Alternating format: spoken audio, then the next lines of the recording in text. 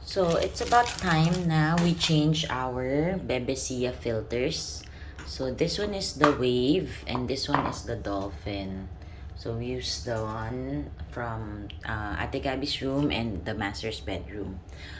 As you can see, yung filter namin is due na for changing. Sobrang dumi niya.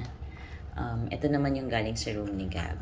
Sabay ko naman sila usually pinapalitan, pero si Gab kasi siya lang ang gumagamit ng shower niya, and sa shower namin, me and my husband tsaka yung mga boys dito rin naliligo.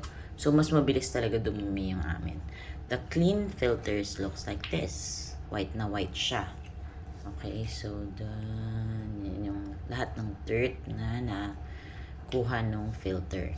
Okay, I want to show you how to properly take care of your Bebesia shower head, because it's not cheap, so you have to take care of it and make sure na your parts are complete and fully functional, and tama yung pagkakakabit.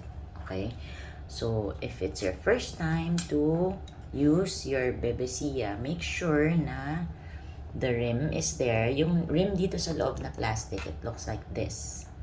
Okay, we also have spare parts of these at the nest because sometimes, I don't know, maybe mishandling na baka natatanggal nila yung rubber. Pero the plastic is really tough naman.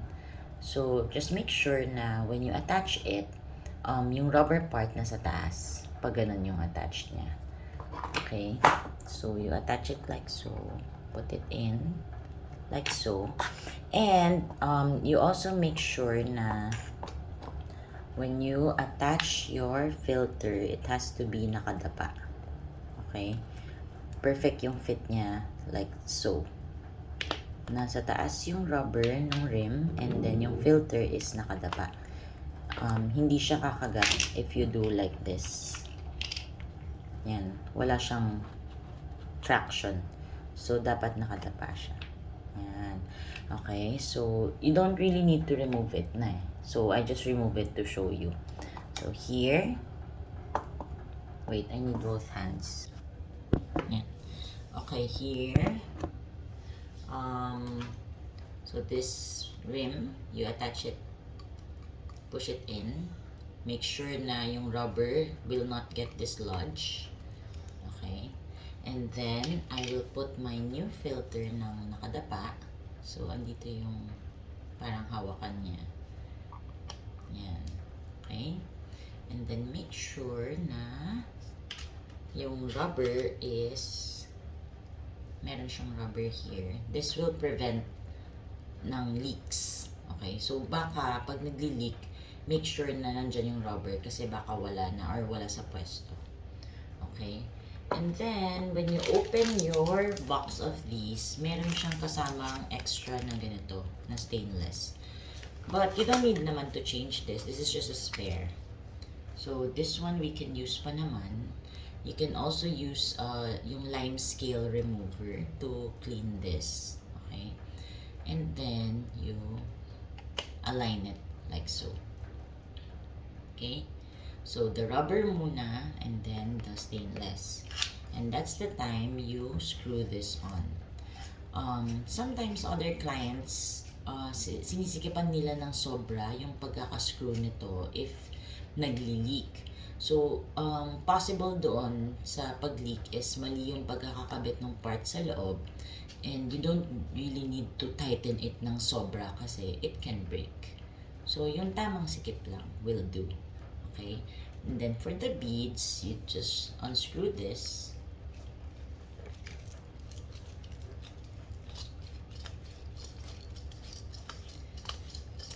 And then remove the old beads. You just discard it. So these are my old beads, and then I'm changing both of them with the new pasok lang, like that. And then here meron din pala siyang rubber, so make sure na it's always there.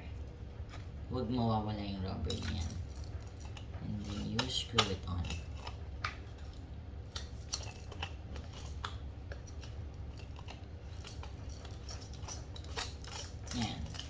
So that's how you change it. Here, let me show you again with the dolphin naman. So this is the wave and this one is the dolphin. So the rim is attached na there. I don't remove that anymore. This is my new filter. Ganun din, nakadapa. Insert. And then make sure this rubber is in place.